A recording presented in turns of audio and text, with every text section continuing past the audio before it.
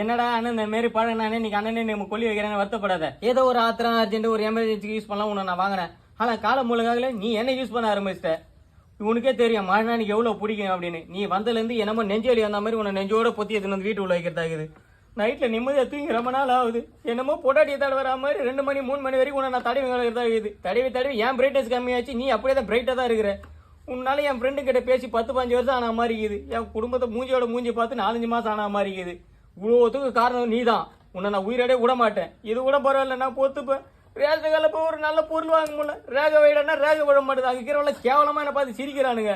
இதுக்கெல்லாம் யார் காரணம்?